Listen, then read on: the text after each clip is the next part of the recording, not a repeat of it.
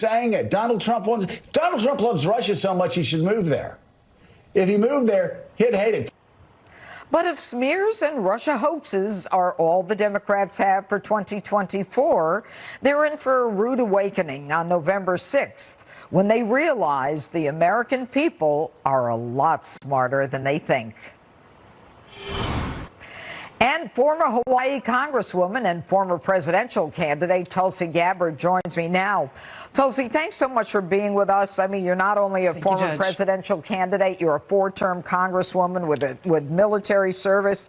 But let's talk about this informant who's recently been indicted for lying and giving a false statement.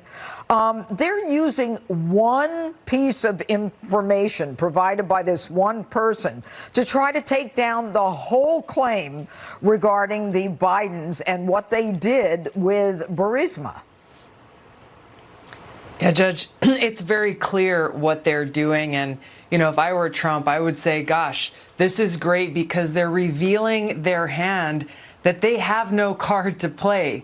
Really, they are in such a state of desperation, knowing that they can't confront Trump. Biden can't confront Trump on the issues. He can't confront him on, you know, border security. Biden's record is horrible. He can't confront him on economy. Biden's record is horrible. People are still paying more for everyday necessities than they were before. He can't confront him on any of these issues. So as you said earlier, they're resorting to their tired and tried playbook of throwing out the Russia playbook, number one, and number two, spreading propaganda themselves with the very ready help and assistance, as you've just showed, of the mainstream propaganda media, thinking that the American people are stupid and that somehow we will fall for the lies that they're telling us about how after 3 years of open borders with millions of people streaming across our border illegally, now all of a sudden Biden is the tough on border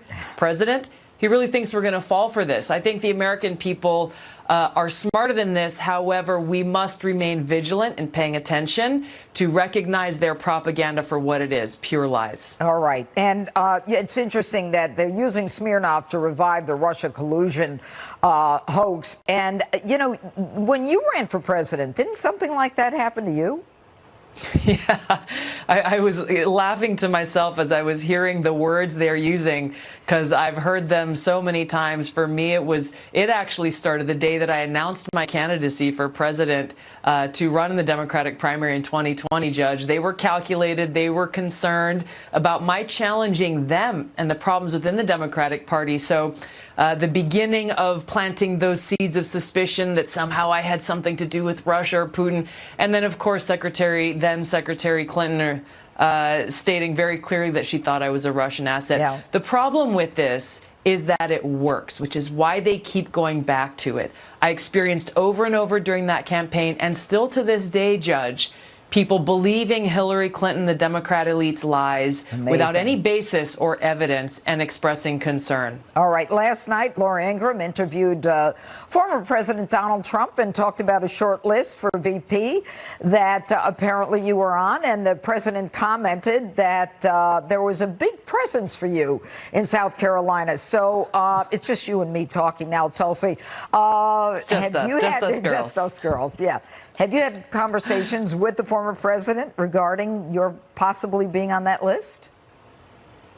I've not had conversations with him about being on the list of people he's considering for being VP. Of course, I'd be honored to be asked to serve in that capacity. But just between us girls, I've taken on Kamala Harris on a debate stage before. I would look forward to doing that again. Ooh, I'd be in the audience for that. Tulsi Gabbard, we always love having you on.